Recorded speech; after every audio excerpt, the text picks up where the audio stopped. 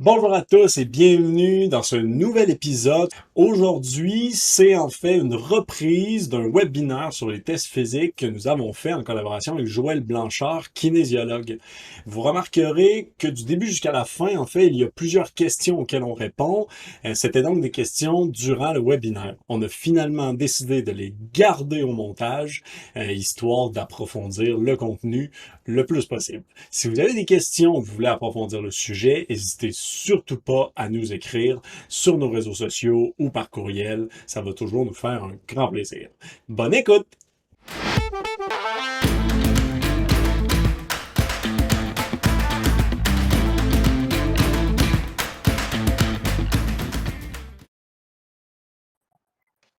Bonjour à tous, bienvenue dans ce nouveau webinaire. Ça fait quand même longtemps, on se retrouve aujourd'hui. On va parler aujourd'hui des évaluations et des tests physiques qui sont aujourd'hui de plus en plus utiles, surtout avec la réouverture de tous les clubs, le retour à la normale post-COVID là, en tant que tel.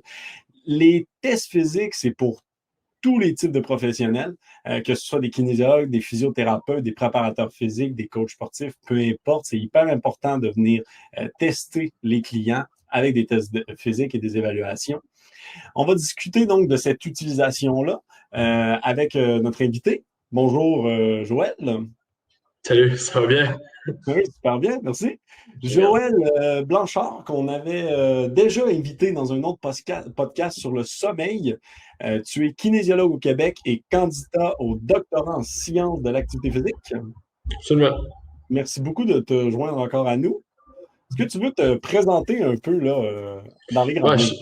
ouais, je peux, je pense que tu as couvert les grandes lignes, effectivement. Tu sais, je suis bien simplement kinésiologue vraiment au Québec, dans la région de Gatineau-Ottawa.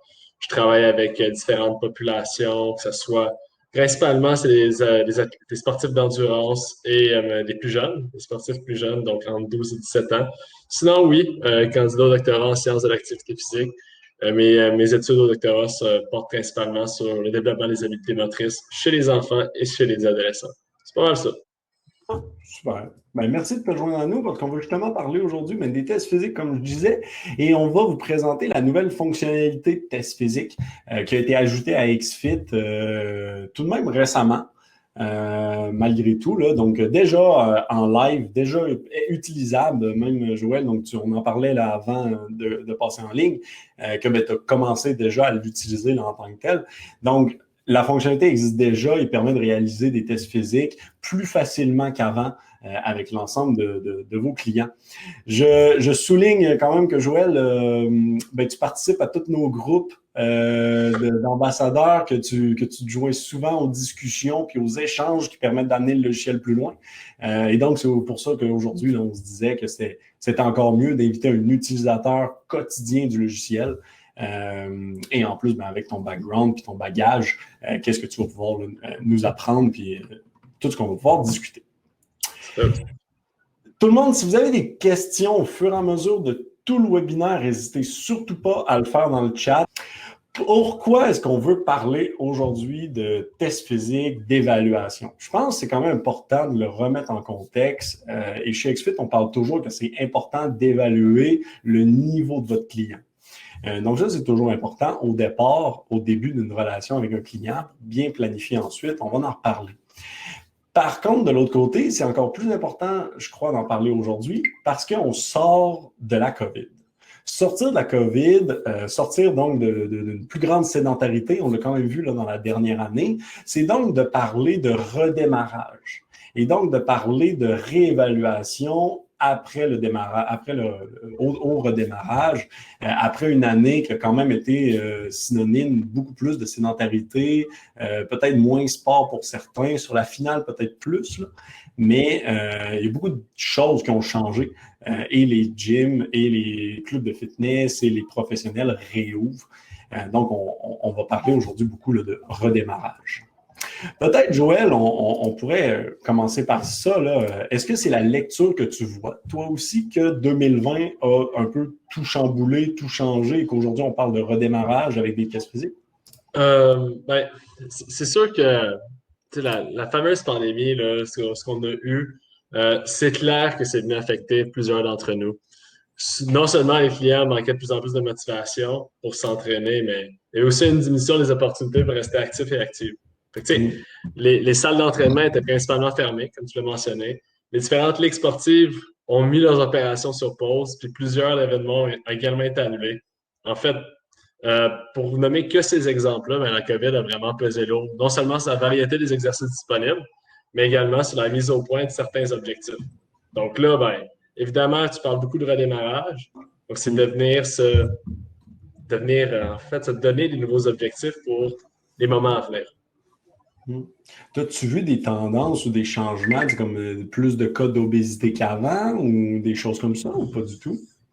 C'est sûr que moi, en termes d'obésité, je travaille pas beaucoup avec cette clientèle-là. Donc, la clientèle qui a un léger surplus de poids. Donc, j'avais de la difficulté à forger vraiment une opinion là-dessus. Ouais. Je mets pas beaucoup l'emphase sur la prise de poids de mon côté, puis ça, c'est Mm. une opinion personnelle. Ouais. Je vérifie surtout l'évolution des aptitudes aérobie, musculo-squelettiques de mes clients. Puis pour la plupart, il y a eu des bonnes améliorations. Il s'agit simplement de les encadrer pour qu'ils Ouais. comprennent qu'est-ce qu'ils font. Donc là, on est Mm. dans une autre réalité. On n'est plus en intervention directe. On n'est plus à côté d'eux dans une salle d'entraînement, peu importe. Donc, il y a un aspect pédagogique plus important quand tu interviens avec Mm. eux pour qu'ils Ouais. comprennent. Puis as-tu eu une baisse de fréquentation, beaucoup, une baisse de suivi de clientèle durant la COVID? Comment ça s'est passé? Comment tu as réveillé les gens après? Ben, c'est sûr que malheureusement, je pense que je ne suis pas le seul à avoir été dans cette réalité-là. La clientèle, ça a frappé tout le monde. Donc, c'est malheureux à dire aussi, mais les services d'un kinésiologue ou d'un coach, ça coûte de l'argent. Donc, c'est sûr qu'il y a des personnes qui ont eu plus de difficultés avec la COVID, que ce soit au niveau financier. Il y en a qui c'était au niveau motivationnel. Il y en a qui c'est une question de temps aussi, puis on peut le comprendre. Encore, ils ont les enfants. Puis là, Ouais. malheureusement, ben, ils sont tout le temps à la maison.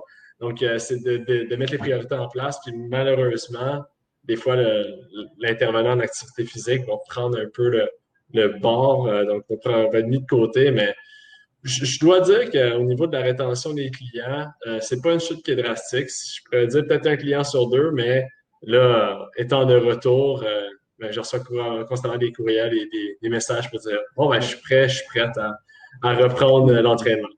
Donc, ça a été ouais, une petite chute, un petit down, si je peux me Ouais. permettre, mais ça revient. Mm. Non, puis ça fait juste justement le même qu'il n'y a pas eu de. Peu importe qu'il y ait eu ou non un break, une pause entre les deux. Je pense que quand on parle d'évaluation puis de test physique, ce qu'on veut dire, c'est de savoir le niveau de son client. De savoir d'où est-ce qu'il est. Et où est-ce qu'il est après un redémarrage ou peut-être tu as eu moins d'une pause, où est-ce qu'il est maintenant, peu importe, puis d'avoir ça en continu. L'idée, c'est toujours la même affaire, c'est de savoir un peu les bases, comment mon client est, quelle est la santé de mon client actuel, pour après ça déterminer ben, le bon plan d'attaque par la suite.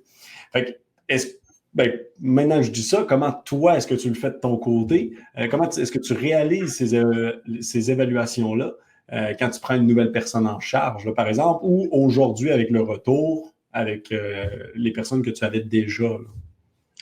Ben, c'est sûr que là, dans le fond, la question est quand même assez large.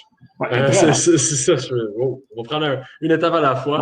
Ouais, Donc, c'est sûr que l'évaluation l'évaluation initiale, on va commencer comme ça, avec un nouveau client. Je pense que c'était la première partie de la ouais, question. Euh, ben, l'évaluation initiale, c'est la première étape d'un plan d'intervention individualisé. Je pense que tu l'as dit clairement, puis c'est la même chose. Il va venir il va prendre mes services, puis ça me permet d'initier le processus d'ouverture de dossier, donc d'arriver puis de prendre les informations et tout ça, mais également offrir un point de départ quant à la prescription d'exercice à venir.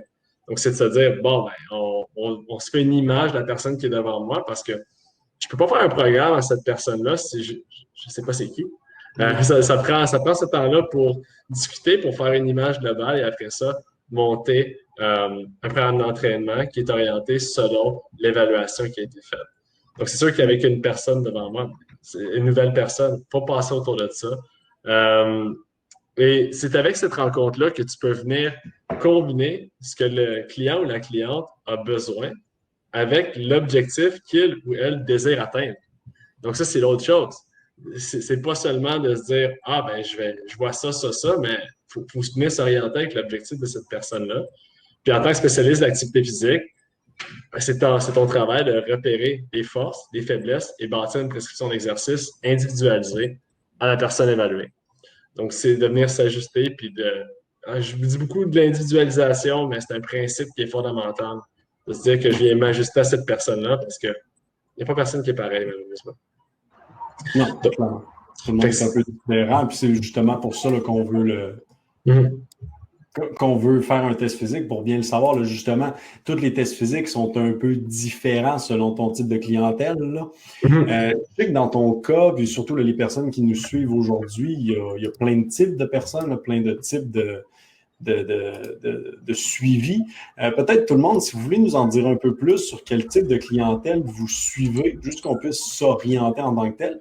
Même toi, à ma compréhension, Joël, tu suis beaucoup de personnes différentes en tant que tel. Ouais, ben, dans le fond, il y a 4 profils de personnes que je suis principalement. Puis je peux dire un peu pourquoi je trouve que ces populations-là sont principalement intéressantes. Puis je pense que les personnes qui écoutent en ce moment vont pouvoir soit s'y associer, soit se dire, ah non, moi, c'est pas pour ça. Mais bref, se donner une petite idée. Il y a les personnes âgées, donc je vois qu'il y a des personnes qui suivent justement les personnes âgées. C'est une population qui est très souvent sous-estimée. Donc, j'ai eu l'occasion de travailler en réadaptation cardiaque lorsque je faisais mes études en Estrie avec un organisme qui s'appelait ProCœur. Et ce que ça m'a permis de voir, c'est qu'on fait trop souvent preuve d'agisme chez ces personnes-là. Donc, on vient les discriminer, on fait preuve de ségrégation ou de mépris parce ils sont plus âgés, mais on reste souvent surpris. Puis avec le lien qu'on fait avec les évaluations, c'est que des fois, on se dit, ah, je ne mettrai pas ça comme évaluation parce qu'ils ne seront pas capables, mais on peut vraiment être surpris de leur capacité. Donc, une population surprenante, clairement. Je travaille avec les jeunes sportifs aussi. Comme j'ai dit, c'est un gros cheval de bataille. Ce qui est intéressant avec cette population-là, c'est pas que je veux faire des athlètes olympiques, c'est de leur donner des outils pour qu'ils puissent rester actifs et actifs le restant de leur vie. Et si on arrive à repérer des trucs, des éléments manquants ou qui commencent à être problématiques à l'aide d'une évaluation chez cette population-là, les plus jeunes, c'est peut-être un indicateur que ça ne va pas aller en s'améliorant. Donc, c'est pour ça que j'adore travailler avec cette population-là et les tester parce qu'on peut venir repérer certains petits éléments. Il y a aussi les athlètes d'endurance. Les athlètes d'endurance, l'évaluation, c'est intéressant parce que ça vient nous aider au niveau de la prescription d'exercice, mais aussi voir parce que tout athlète d'endurance est blessé ou a des faiblesses. Donc, ça peut permettre de venir mettre le doigt là-dessus. Oui, c'est une clientèle qui est têtue la majorité du temps parce qu'ils font la même chose depuis des années. Il faut que tu viennes casser ce cadre-là. Mais j'aime beaucoup aussi travailler avec eux. Et j'ai vu personnes de toutes sortes. Donc, moi, je les appelle les sportifs récréatifs, sportives récréatives. Sûrement la population la plus touchée par la kinésiologie et tout ça. Mais clairement, justement, vu que c'est des monsieur, madame, tout le monde, il faut les évaluer. Sinon, on ne sait pas par où partir. Oui. Puis justement, pour assister ça, là, j'ai partagé mon écran, je pense que tout le monde vous la voyez. Pour assister ça, c'était même un des enjeux dans XFIT au départ, c'est qu'en fait, vous deviez intégrer vos propres tests physiques. On n'en avait pas une base de données par défaut. Tandis qu'à l'inverse, aujourd'hui, en fait, dès que vous arrivez dans le dossier d'un client, là, si je clique sur client, j'arrive par exemple dans le dossier d'Alain, je viens tout juste de créer le client ou je le revois maintenant. L'idée, c'est de pouvoir aller ici là, dans notre document évaluation. Donc ça, c'est un tout nouvel onglet. C'est lui que je parlais là, tout à l'heure que nous avons ajouté. Et cet onglet-là, en fait, contient, sur mon compte, s'il est bon, là, 74 tests physiques différents avec leurs protocoles et leurs normes, en fait, au complet. Et puis, c'est une liste qui évolue constamment. Donc, je sais qu'on est déjà actuellement en train d'en rajouter une nouvelle liste de 70. Donc, on va avoir une énorme base de données de tests physiques qui viennent tous se retrouver là, ici dans des grandes catégories. Hein, que ce soit force maximale, morphologie, cardiovasculaire, vitesse, renforcement musculaire, proprioception, etc. Et là, moi, je ne suis pas kinésiologue ni professionnel de la santé, mais vous avez tous les tests ici que je peux tout simplement cliquer, par exemple, tirage. Je pourrais même rechercher des tests, par exemple, de PAM ou de VAM, peu importe. Et là, automatiquement, je vais avoir les tests vitesse, par exemple, peu importe. Donc, je vais avoir tous les tests que je veux là, en tant que tel, puis je vais pouvoir les cocher. Une fois que vous les avez cochés, la beauté et la facilité, c'est que direct, quand vous cliquez sur compléter, un document contenant les tests que vous vouliez est ouvert.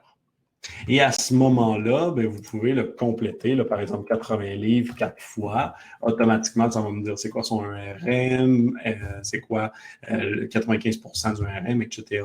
Et là, ce test-là, c'est selon la formule de Prisky. Mais je pourrais avoir d'autres formules là, qu'on a plein de tests déjà intégrés là, en tant que tel.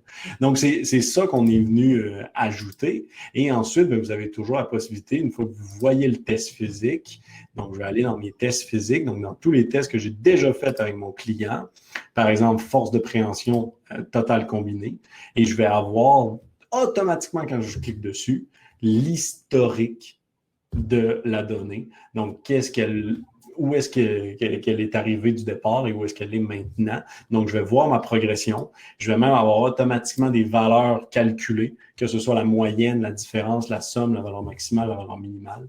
Donc, tout ça est automatiquement calculé, plus la norme. Donc, on voit qu'actuellement, il est médiocre. Donc, c'est ça qu'on est venu ajouter dans le logiciel là, récemment. Si vous en avez, là, si vous êtes certaines personnes qui utilisent déjà XFIT et que vous l'avez déjà utilisé, n'hésitez pas à nous dire en commentaire là, comment vous avez trouvé ça là, en particulier. Peut-être, je te propose, Joël, on est un peu 100 000 pieds là, dans les airs.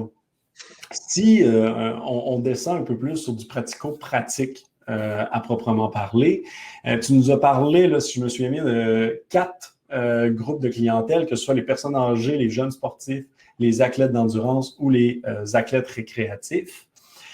Si on descend un peu, est-ce qu'on est capable de donner des trucs plus spécifiques pour chacune de ces populations-là en termes d'évaluation, en termes de suivi, en termes de réévaluation, etc.?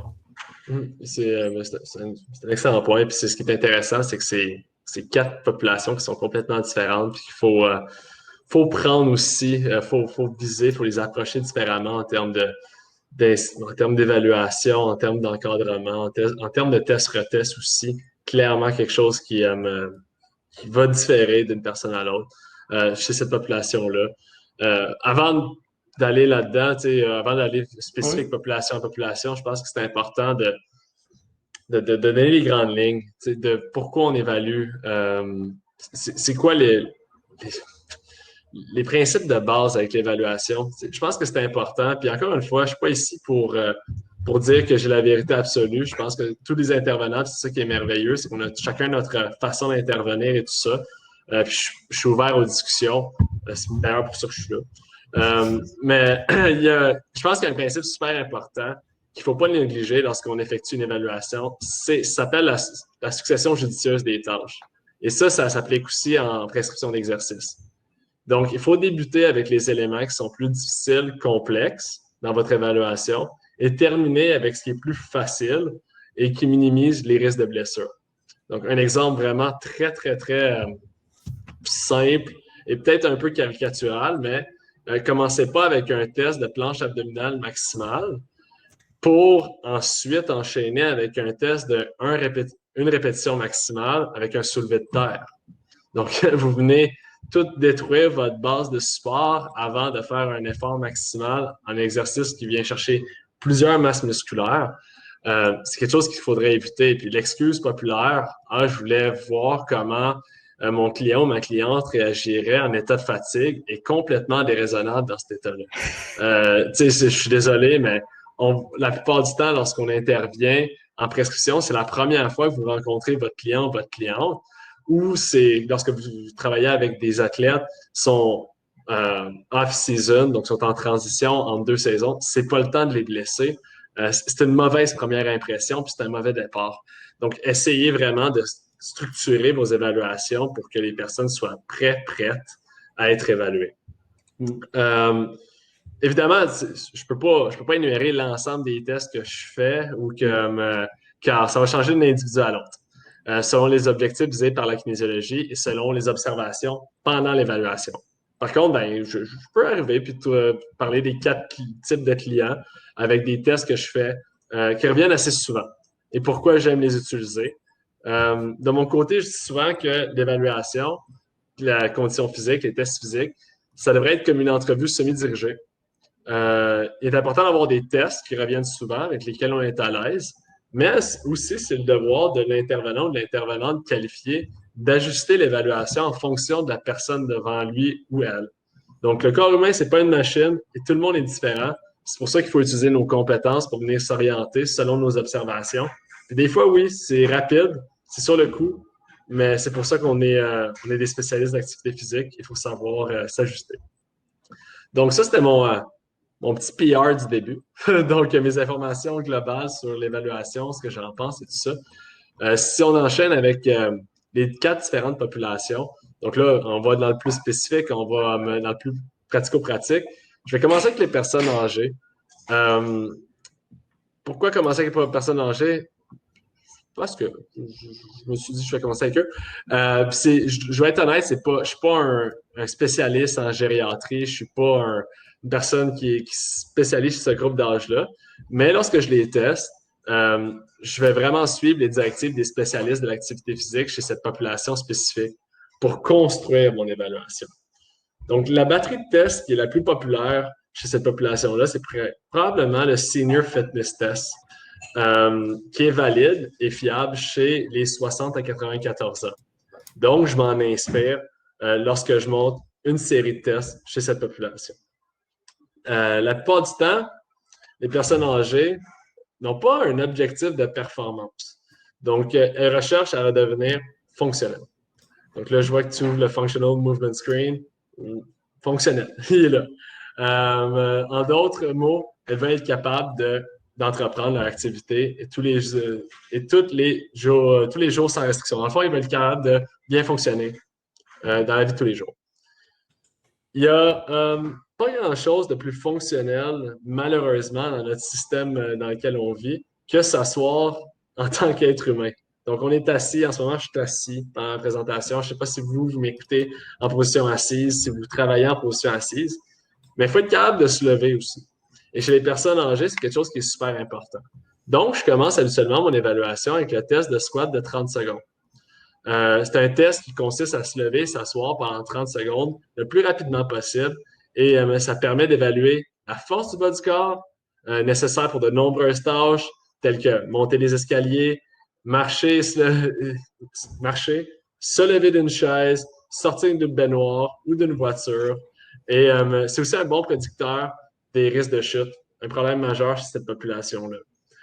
On le sait chez les personnes âgées, lorsqu'on chute, des risques de blessures, si on se blesse, on va à l'hôpital, si on va à l'hôpital, on reste alité, si on reste alité, c'est pas nécessairement ce qui est souhaité chez cette population-là spécifiquement. Donc, comment je vais sélectionner ça? Dans XFIT, je sélectionne donc test de squat dans XFIT, qui est pas le test de FMS. Par contre, il y a un test de squat au niveau de la force. Il est ailleurs, mais je pense qu'il est dans... Kili Chase, là? C'est ça. Mais il y a le... Je l'ai pas, j'ai pas le Mais il y en a plus de 70, hein, fait que ça peut être un autre. Mais il y a un test de chaise qui est dans XFIT. Puis il faut le cliquer comme ça ici, mais c'est pas plus grave que ça. Là, j'essaie de voir. Sit and reach. Non, ça, c'est sit and reach, c'est vraiment un test plus de mobilité que C'est vraiment un renforcement, là, burpee, squat. Ouais, mais bref, il est là le test de chaise. Et le test de squat, pardon, c'est là que je suis mélangeant. C'est parce que là, je dis test de chaise, mais c'est le test de squat qui est sur 60 secondes dans XFIT. Donc, je le mets sur 30 secondes parce que c'est comme ça qu'il a été validé par le Senior Fitness Test. Donc, ça demande juste une petite modification. Et dans ce cas-là, est-ce que je peux le comparer aux normes du 60 secondes? Non, mais ça me permet une très belle évaluation pour un test-retest. Donc, lorsque je reteste cette personne-là, j'arrive à voir avec mes indications comment elle a évolué à travers sa prescription, à travers sa prise en charge. Ensuite, un test que j'aime beaucoup faire aussi, c'est le 8-foot Up and Go, qui est un test qui est standardisé, validé chez cette population-là. qui consiste à mesurer le nombre de secondes nécessaires pour se lever d'une position assise sur une chaise, marcher 2,44 mètres et se retourner et revenir en position assise. Ça permet d'évaluer l'agilité, l'équilibre dynamique, qui est important pour les tâches comme les manœuvres qui nécessitent des manœuvres rapides, comme descendre d'un bus, se lever ou faire quelque chose dans la cuisine, aller aux toilettes ou répondre au téléphone. Donc, pour ce test, je sélectionne le test de vitesse 10 mètres. Je sais que c'est pas encore le test exact, mais le test de vitesse 10 mètres. Mais je note que la distance est bien de 8 pieds et non 10 mètres. Donc, 8 pieds et 2,44 mètres. C'est le même que je le rends pour eux.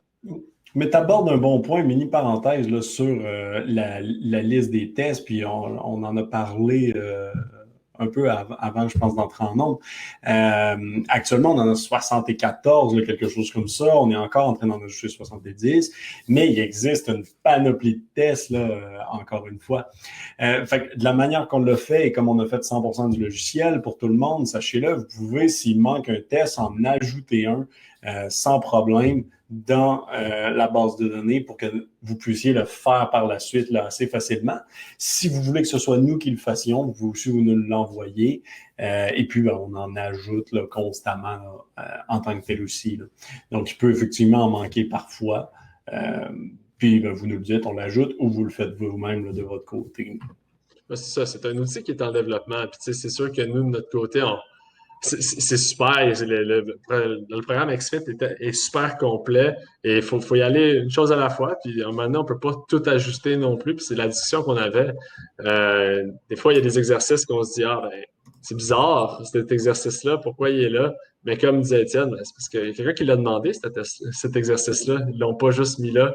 Donc, moi, je comprends ce phénomène-là. Puis c'est pour ça que je suis actif sur en tant qu'ambassadeur et tout ça, j'aime ça faire des commentaires à cette échelle-là. Donc, ça, après ça, le prochain test que j'utilise principalement chez cette population-là, c'est le test de souplesse à l'épaule qui figure très souvent. Donc, c'est dans test physique et morphologie et test de souplesse à l'épaule.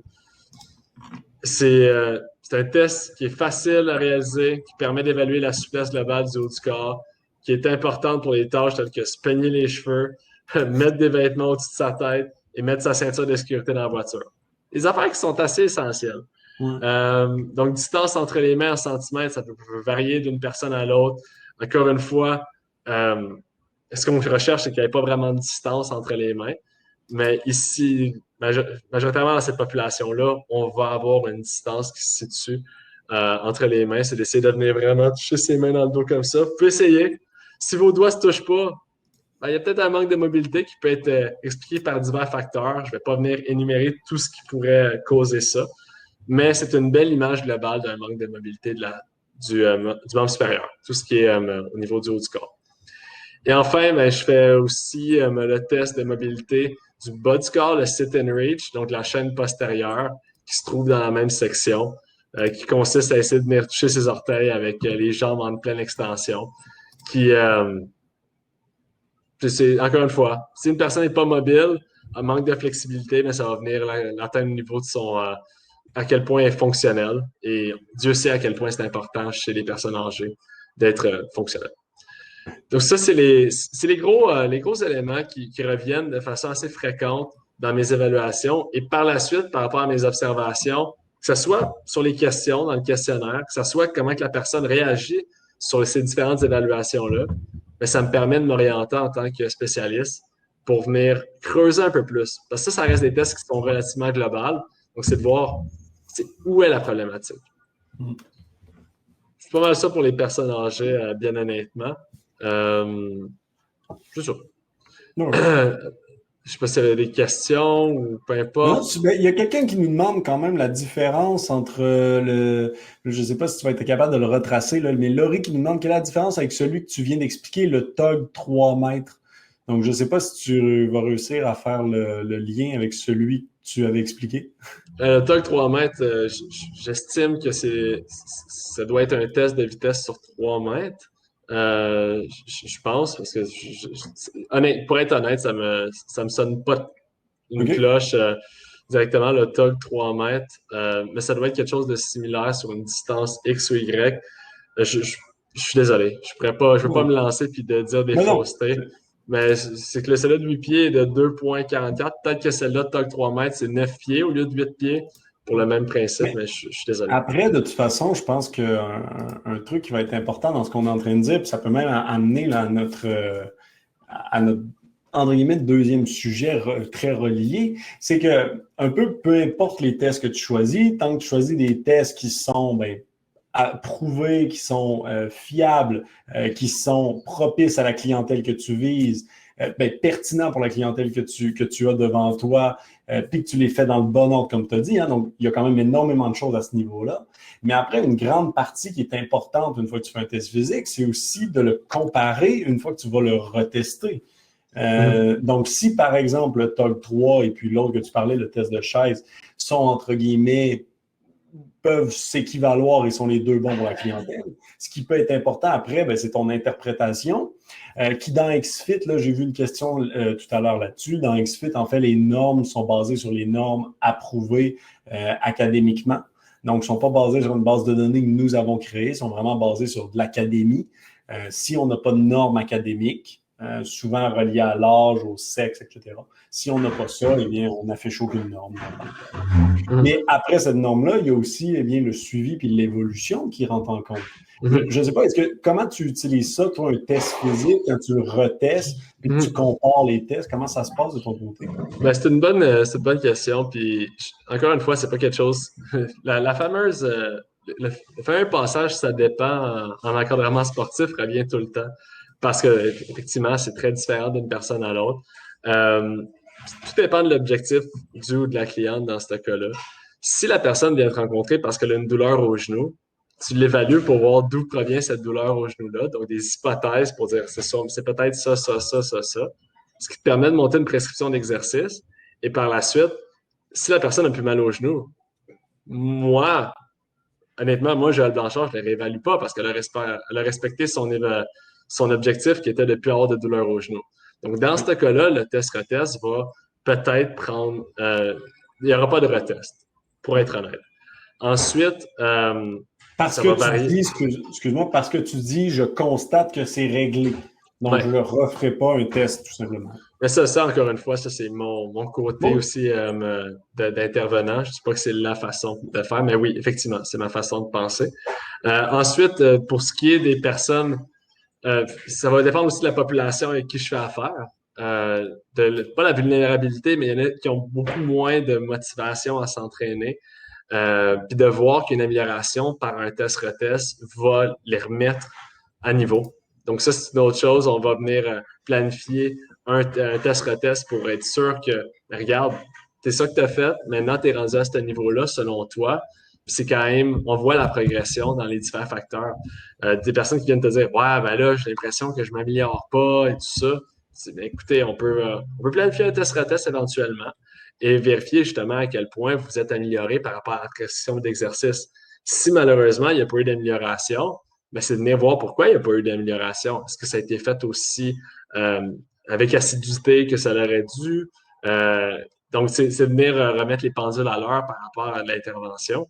Ça, moi, je trouve que le test-retest permet justement de voir la progression. Comme là, tu as une belle ligne droite comme sur l'image. Ça, c'est beau, c'est une ligne droite linéaire comme ça qui est une amélioration. Mais c'est dans cette idée de suivi-là, ça peut être une belle idée de garder la motivation. Ou l'autre raison d'un test-retest, si j'ai un athlète d'endurance qui, je l'ai testé au début de la saison et j'ai tout mis mes tests par rapport à ce que j'ai mesuré, puis s'améliorer. Si je garde le même test, puis les mêmes valeurs, les mêmes résultats pour toute l'année, mais qu'il est rendu meilleur que ça, ou qu'il c'est moins bon, sa prescription n'est plus du tout orientée selon sa compétence, selon sa capacité. Donc, le retest va me permettre de remettre les pendules à l'heure encore, puis de réajuster la prescription. Puis quand on teste, ben, c'est pas lorsqu'il est en zone de compétition, c'est pas lorsque faut que c'est important, que ça va mettre beaucoup de fatigue. Donc, c'est de planifier ça. Puis la réponse à ça, c'est difficile parce que la planification annuelle, c'est une science en soi, mais il faut arriver à le prévoir. Puis dans ce cas-là, le retest, c'est vraiment juste pour remettre à jour la capacité de l'athlète ou du sportif. Donc là, tu parles un peu du temps là, en tant que tel. Suivant la différence de population que tu suis, tu retestes au combien de temps en tant que tel? Oh, c'est une belle question. S'il y avait une règle linéaire pour ça, je pense que tout le monde le ferait. C'est une question qui est pas si simple à répondre, puis je veux pas trop me risquer avec une réponse qui va. Tout le monde va dire, ah, j'avais dit ça, fait que moi je fais ça. Tu sais, c'est sûr que faut donner une chance à la personne de s'améliorer. Ça, c'est indéniable. Il faut que la personne réussisse à s'améliorer dans certains éléments. Donc, tu ne le retestes pas la semaine d'après. Faut venir tester à quel point la personne a été régulière dans son entraînement. Il dit que l'amélioration pour un entraînement simple de renforcement, on peut voir une amélioration assez importante après une semaine ou 2 semaines chez les personnes qui sont plus néophytes en entraînement. On voit clair une amélioration rapide. Moi, de mon côté, j'aime retester, encore une fois, selon la population et selon ce que la personne veut ou a besoin. Après peut-être 3 semaines, donc 3 semaines, 3 mois, je suis désolé. Après 3 mois, et structurer ça comme ça, il y en a que c'est aux 6 mois, il y en a que c'est à l'année, il y en a que c'est juste une fois. Comme j'ai dit, je les teste une fois. Donc, j'essaie de m'ajuster. Puis, ce qui est important, c'est aussi la communication avec le client et la cliente. Donc, je ne vais pas rencontrer la personne le premier jour et dire, bon, ben, on se voit dans 3 mois pour un retest. Ce sera pas comme ça, malheureusement. Le travail d'un kinésiologue, selon moi, c'est beaucoup de la collaboration avec le client et la cliente. Donc, c'est voir sa progression, voir est-ce qu'il fait bien ses trucs, et après ça, d'arriver et de dire, bon, ben, je pense il serait temps bientôt de faire un test-retest parce que tu commences à atteindre un plateau, parce que moi, je vois des belles améliorations, parce que toi, tu n'en vois pas, mais moi, je sais qu'il y en a.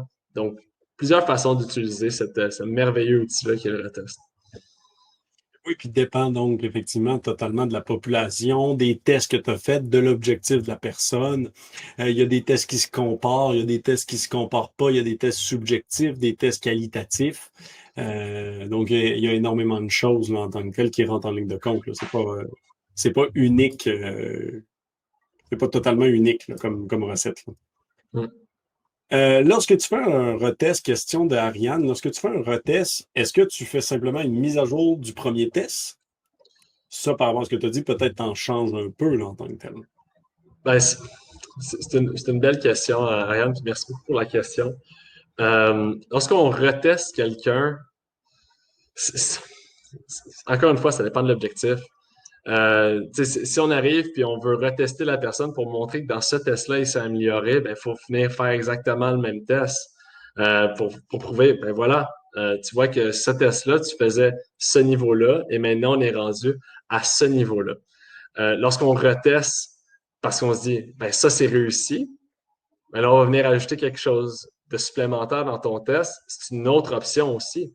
Donc d'arriver puis de se dire, bon, ça c'est complété, j'ai plus besoin de tester ça parce que la personne se situe déjà dans le haut des normes.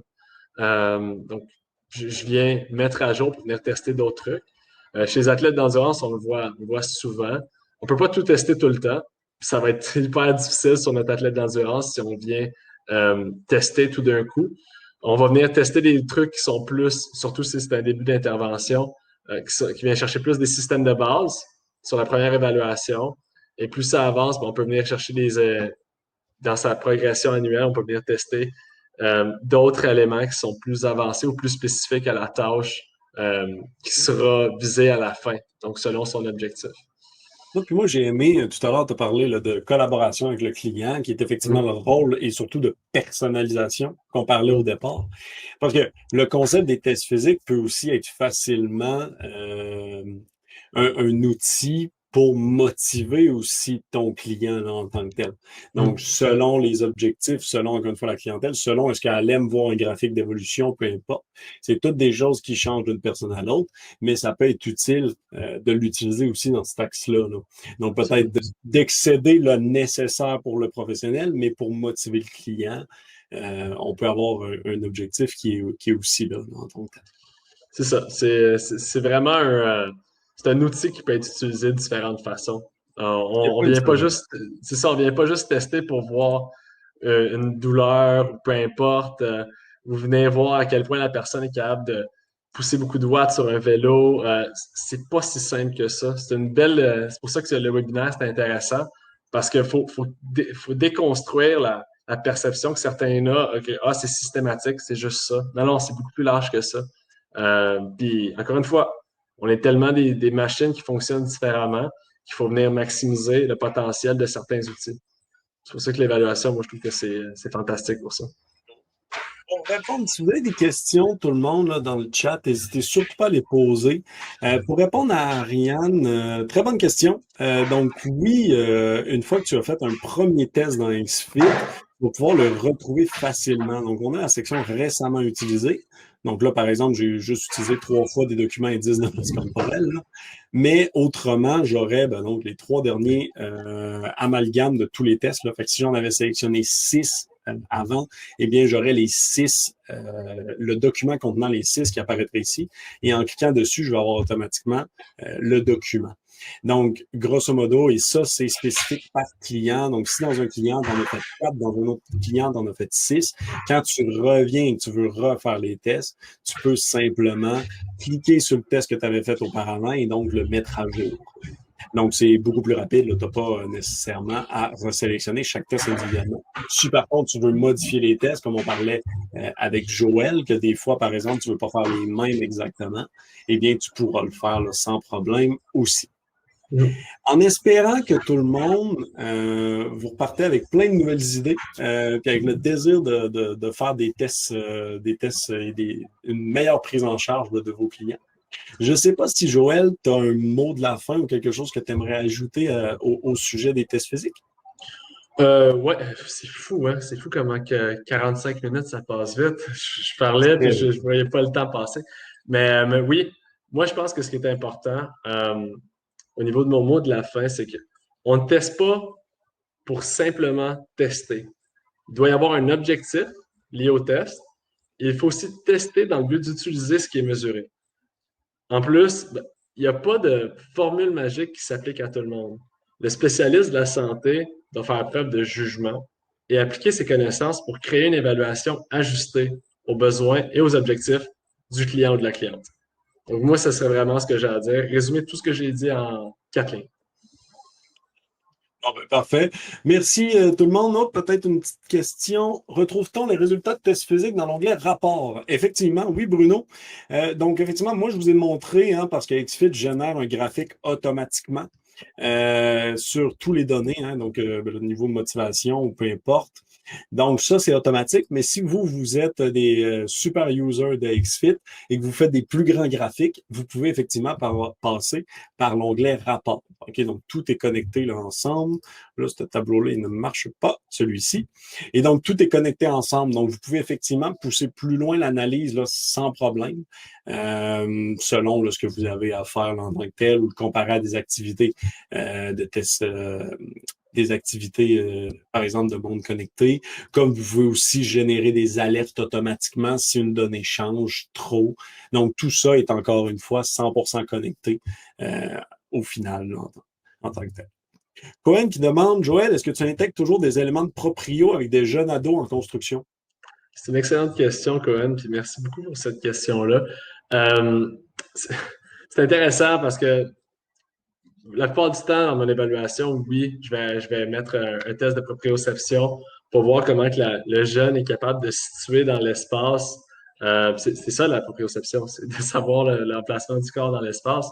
Puis ce qui est intéressant aussi avec cette population-là, c'est que il y a un phénomène qui s'appelle la puberté quand ils deviennent d'un enfant à un adolescent et les dimensions corporelles changent complètement. Aussi au niveau hormonal, ils changent complètement. Donc, au niveau musculaire, ils changent aussi d'un extrême à l'autre. Donc, de voir justement cette évolution-là, et ça me fait rire parce que les adolescents, surtout chez les hommes, à un certain point, ils deviennent comme des bébés girafes. Ils manquent de coordination, ils ont des segments qui sont hyper longs et ils ont de la difficulté justement à savoir où se trouve le corps dans l'espace. Donc, la proprioception, hyper important chez cette population-là.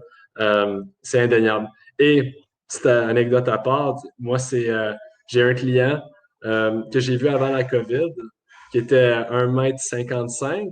Et quand je l'ai revu cette année, il était rendu 1,75 m. Il était vraiment sur la longueur. Lorsque je l'ai revu, j'ai fait que divers tests parce que je me suis dit, premièrement, ça fait tellement longtemps que je ne l'ai pas vu qu'il faut venir voir où est-ce qu'il est rendu et il en avait tellement perdu. Donc, ça, c'était. Puis la proprioception, effectivement, c'était une des pièces qui était importante. Il y en a différents tests. Moi, le test que j'aime utiliser, c'est le test que la CICEP utilise ou la Société canadienne d'exercice de la physiologie de l'exercice, qui a un test d'équilibre sur un pied, les yeux ouverts et les yeux fermés. Un test assez rapide, qui a une belle valeur pronostique et qui donne des belles informations. Superbe. Bon, encore une fois, merci tout le monde d'avoir participé comme toujours à ce webinaire-là. Merci Joël d'avoir partagé ton bagage. C'est super le fun là, de pouvoir, en tant qu'utilisateur de XFIT, nous partager ton bagage. Et donc, ça fait un kinésiologue avec d'autres kinésiologues. Tout le monde, on peut se parler puis avoir une vraie discussion sur les vraies choses au final. J'espère tout le monde que vous allez avoir le goût de faire des tests physiques. Pour les gens qui utilisent XFIT, j'espère que vous avez découvert une façon de faire des tests physiques qui est complètement nouvelle, peut-être que vous ne connaissiez pas, mais qui peut vous amener beaucoup plus rapidement sur cette tendance-là. S'il manque des tests physiques, communiquez avec nous. On est toujours en train d'en ajouter, puis ça va vite comme toujours, là, nos développements. Donc, n'hésitez pas. Si vous n'êtes pas utilisateur de XFIT, comme toujours, vous pouvez aller l'essayer. Hein. On a un essai gratuit. Donc, ça peut être aussi simple que ça. Encore une fois, merci beaucoup, Joël. Plaisir. Puis écoutez, si les personnes qui écoutent veulent discuter avec moi, ça va me faire plaisir. Je pense qu'il y a mon adresse courriel dans les personnes qui sont présentes en ce moment. Sinon, sur Instagram, je sais que XFIT m'avait tagué, donc soyez pas gênés de m'écrire, ça va me faire plaisir de discuter avec vous si vous avez des questions. Avec Cohen, là, je pense qu'il veut déjà. Donc, Cohen, sur Instagram, je pense qu'en message privé, ce serait la meilleure façon, effectivement. Sinon, n'hésite pas à nous écrire, puis on te donnera les contacts là, avec grand plaisir. Absolument. Pour tout le monde, ce webinaire sera comme toujours disponible plus tard, d'ici 24 heures normalement, en podcast et sur notre chaîne YouTube.